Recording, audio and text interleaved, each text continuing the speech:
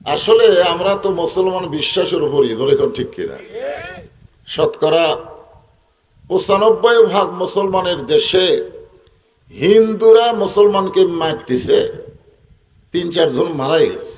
হিন্দুরা মুসলমানকে পিটা মারতেছে, ভারতও তো মুসলমানকে মারতেইছে, আবার বাংলাদেশের হিন্দুরাও মুসলমানদেরকে হত্যা করতেছে। আমরা বিশ্বাস করতেছি দুনিয়াতে না কিছু না পেলেও মরে গেলে জান্নাত পাবে, প্রতিবাদ করে কোনো দরকার নেই। আমাদের ইমানটা এরকম হয়ে গেছে।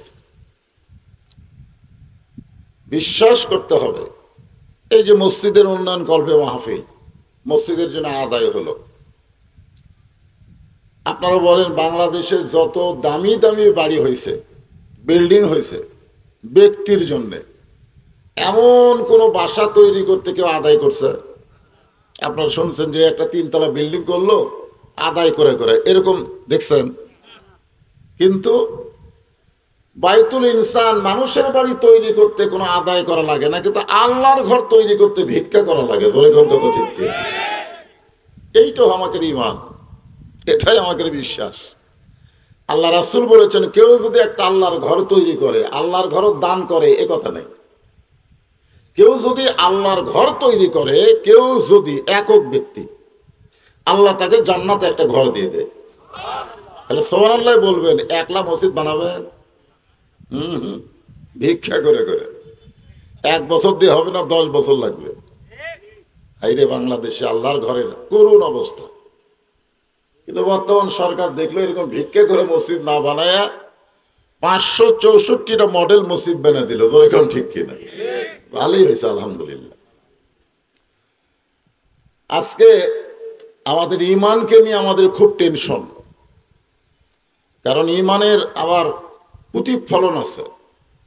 যদি শুধু বলতো লা ইলাহা ইল্লাল্লাহ ইমান হয়ে গেল, এখানে বলা হচ্ছে ইকরার বিল লিসান, জবানে বলতে হবে, তাসদিক বিল জানান, কলিজার মধ্যে ইমানের জায়গা দেওয়া লাগবে, আমল বিল আরকান, ওই ইমান অনুযায়ী আবার আমল করা লাগবে। তরিকান কি করা লাগবে? আপনার বলেন তো, ইমান অনুযায়ী যত আমল আছে 1 নম্বর আমলের নাম কি? আর কবার বললেন? যে আমল না করলে ইমানই থাকে না। তো এখন আমাদের বাংলাদেশে নামাজের সংখ্যা কম না বেশি? তো মুসলমানের সংখ্যা তো শতকরা 90-94, কিন্তু নামাজের সংখ্যা কত? বিশ্বাস করেন যে মুসলমান দাবি করে নামাজ পড়ে না, ওই যতই মুসলমান নাম লেখক, ওই আসলে মুসলমান থাকে না। 2-1 জন ঠিক করলেন, বাদ বাকি কি বেনামাজি নাকি? হ্যাঁ, বুখারী শরীফের হাদিস, কোরআনের পরেই যে কিতাব, সেখানে বলা হয়েছে বাইনাল আবদি ওয়াল কুফরি তরকুস সালাত, বান্দা আর কাফেরের মধ্যে পৃথক করার জিনিসটার নামই হলো নামাজ। যে নামাজ পড়ে সে আল্লাহর বান্দা, আর যে নামাজ পড়ে না সে হলো কাফের। আল্লাহ কোরআনে বলেছেন ফাদখুলি ফি ইবাদি ওয়াদখুলি জান্নাতি। আয়াতের অর্থ হলো যে আল্লাহর বান্দা হলো সে জান্নাতে প্রবেশ করলো। আর বান্দা হতে গেলে কি লাগবে? নামাজ লাগবে। যখন কি লাগবে? মসজিদ কিসের জন্য? নামাজের জন্য। আলহামদুলিল্লাহ, আমি সেই মসজিদকে লক্ষ্য রেখে কোরআনে একটা আয়াত তেলাওয়াত করেছি, এর উপরে আলোচনা হবে। তো যে আল্লাহ তাআলা আমাদেরকে মুসলমানের ঘরে মুসলমান হিসাবে কবুল করলেন, আপনারা খুশি না বেজার? খুশি হলে আপনি নামাজ বাদ দেন। মুসলমানের ঘরে জন্ম নিলেই যদি মুসলমান হওয়া যেত, তাহলে আল্লাহ কেন বললেন লা তামুতুন্না ইল্লা ওয়া আনতুম মুসলিমুন, মুসলমান না হয়ে তোমরা মরো না?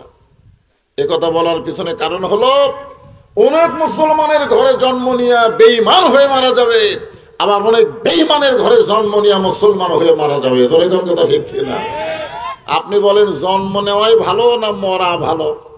না, মুসলমান হিসেবে খালি জন্ম নেওয়াই ভালো না মুসলমান হিসেবে মরা ভালো? শেষ ভালো যার। এই এখন আমরা মুসলমান যদি মরতে চাই, নামাজ ছাড়া আমাদের বিকল্প কোনো রাস্তা নাই। মসজিদের উন্নয়ন মানে মসজিদকে সুন্দর করা নয়, মসজিদের উন্নয়ন হলো মুসল্লি কালেকশন করা। মুসল্লি যখন কি কালেকশন? আমাদের বাংলাদেশের মডেল মসজিদে মুসল্লি নেই, বিশাল বিশাল মসজিদ, মুসল্লি নেই। দুই একজন মসজিদ দেখবার যায়, মসজিদ কি করবার যায়? সেই রকম ছবি টবি তোলে, সেই রকম মসজিদ। বাংলাদেশে একটা মসজিদ আছে 201 গম্বুজ, একটা মসজিদের গম্বুজের সংখ্যা হলো 201। টাঙ্গাইলের গোপালপুরে আমার এলাকার কিছু লোক হাইস মাইক্রো ভাড়া নিয়ে দেখবার গেছিল। কি করবার গেছিল? দেখবার। মসজিদ দেখে এসে আমার বলতে সেই রকম মসজিদ। আমরা ছাদের উপর উঠে গম্বুজ গুনেছি, হুজুর 201টা। মসজিদ দেখে প্রাণ ভরে গেল, সেই রকম মসজিদ। আমি বললাম তোমরা গেছিলে কয়টায়? 11টার সময়। ওখান থেকে বিদায় হচ্ছে কয়টায়? 3টার সময়। তো এই সময়ের মধ্যে কিন্তু একটা নামাজ আছিল, জোহরের নামাজ। সেই নামাজের খবর কি? হুজুর আমরা খালি দেখিয়েছি, নামাজ পড়িনি। আপনারা বলেন কি মসজিদ দেখার জন্যে? এজোরেখান দেখার জন্যে মসজিদের মধ্যে আমাদের প্রবেশ করতে হবে। প্রবেশ করতে গেলে ইচ্ছা অনুযায়ী করা যাবে না, ডান পায়ে করা লাগবে। জোরেখান ঠিক কিনা? শুধু ডান পায়ে করলে হবে না, জবান খুলে একটা দোয়াও পড়া লাগবে, আল্লাহুম্মা ফতাহলি আবওয়াবা রাহমাতিক। এখন বলেন এই দোয়া অনুযায়ী আপনি যে দরজা দিয়ে ঢুকতেছেন, এটা গজবের ঘর না রহমতের ঘর? আপনার অন্তর থেকে বলেন তো, এই মুরব্বী কোন দিক হয়ে বসলো? এটা বাজান না না, বক্তার চেহারার দিকে তাকায় থাকলেই বাজান। শরীর খারাপ, ওয়াজ শোনা হলো মুস্তাহাব, আর শরীরকে সুস্থ রাখা হলো ফরজ। ওয়াজ শোনা কি? এ কথা কন না কেন? ওয়াজ শোনা কি? অসুস্থ ব্যক্তির জন্য ফরজ রোজা রাখাও চলবে না। অসুস্থ ব্যক্তির জন্য ফরজ রোজা রাখা চলবে না, যখন সুস্থ হবে তখন করবা। অসুস্থ লোকের জন্য জামাতে নামাজ পড়া ওয়াজিব না। অসুস্থ লোকের জন্য নামাজ পড়া লাগবে, কিন্তু জামাত ওয়াজিব না। তাহলে অসুস্থ লোকের জন্য বাড়ি ছেড়ে এই মাহফিল আসা দরকার আছে? ওনার শরীরকে সুস্থ রাখাই সওয়াব। আলী আকবর ভাই বলল না, কেমন করে ঘুমাও তুমি ফজর করে কাজা। আমরা বলবো ওয়াজ শুনে ঘুমাই আমরা, ফজর হলো কাজা। এমনও তো হতে পারে তোমার জোহরে জানাজা। আপনারা যেই তালের শ্রোতা আছেন আর যেরকম ওয়াজ শোনা শুরু করছেন, মুয়াজ্জিনও যদি আজকের শ্রোতা হয়, ওই আজান মিস করবে। হ্যাঁ, এই জন্য বাংলাদেশের কোনো মুয়াজ্জিন ওয়াজ শোনে না। বাংলাদেশের কোনো মুয়াজ্জিন ওয়াজ শোনে না, কারণ ওয়াজ শোনা দরকার না, ওরা ফজরে আজান দেওয়া দরকার। ওখান কথা ঠিক কিনা? আপনি কি মনে করছেন আজকে যখন রাত 1টার সময় ওয়াজ শেষ করে ছেড়ে দেওয়া হবে, তো আবার খাই বাড়ি যেতে 2টা-3টা বাজে, যদি ঘুম দেন মুয়াজ্জিন আজান দিয়ে চেতন পাবে? তাহলে কেমন করে ঘুমাও তুমি? আমরা বলবো ওয়াজ শুনে ঘুমাই আমরা। জোরে কোন কথা ঠিক কিনা? 5 ওয়াক্ত নামাজের মধ্যে ফজরের নামাজের গুরুত্ব বেশি। জোরে কোন কথা ঠিক কিনা? ওইটা আবার বাড়ি পড়লে হবে না। আপনি যদি মনে করেন এত রাত ওয়াজ শুনলাম, ফজরে আজান দিলে কষ্ট করার, মসজিদে না যায় বাড়িতে আদায় করবো। আল্লাহ রাসূল বললেন, ফজরের নামাজ যে ব্যক্তি মসজিদে না পড়ে বাড়িতে পড়ে হলো আস্ত মুনাফিক। কি মুনাফিক? আস্ত মুনাফিক।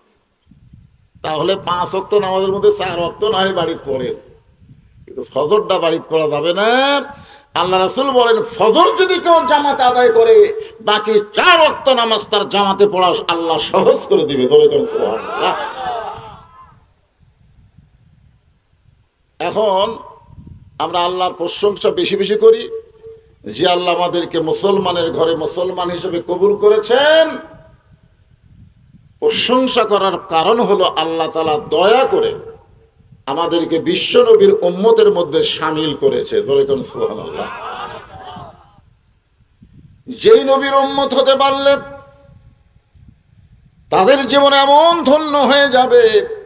নবী বলেছেন, আমার একটা আপনা উম্মত যতক্ষণ বাহিরে থাকবে, আমি নবী ততক্ষণ জান্নাতের ভিতরে ঢুকবো না।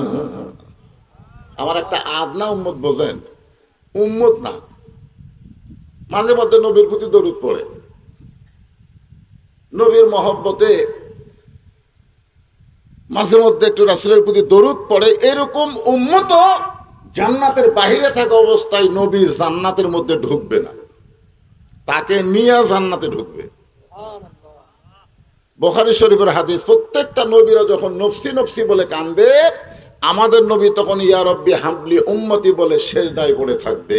জোরে করে সুবহানাল্লাহ। সেই নবীর উম্মত হওয়াতে খুশি না বেজার? খুশি হলে দাড়ি রাখা লাগবে। আপনি দাড়ি কামাবেন আর নবীর সুন্নতের নবীর উম্মতের দাবি করবেন, এটা মুখে মুখে, অন্তরে না।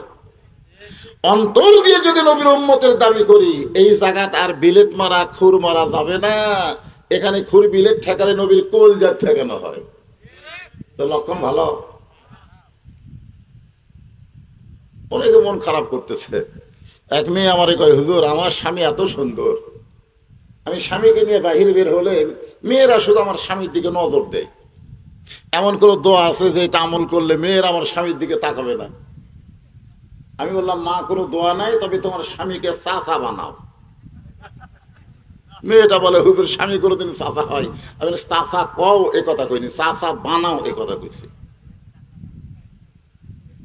তোমার স্বামীর এই তেল তালা মুখত একটু দাড়ি গজানোর ব্যবস্থা করো। হাত পাও ধরে স্বামীর দাড়ি রাখাইছে, এখন দাড়ি 4 আঙ্গুল হয়েছে। মেয়েটা বলে, আমার স্বামীকে রাস্তায় গেলে একটা মেয়েও আমার স্বামীর দিকে তাকায় না, যদি কই তাকায় সালাম দেয়, বলে চাচা কেমন আছো।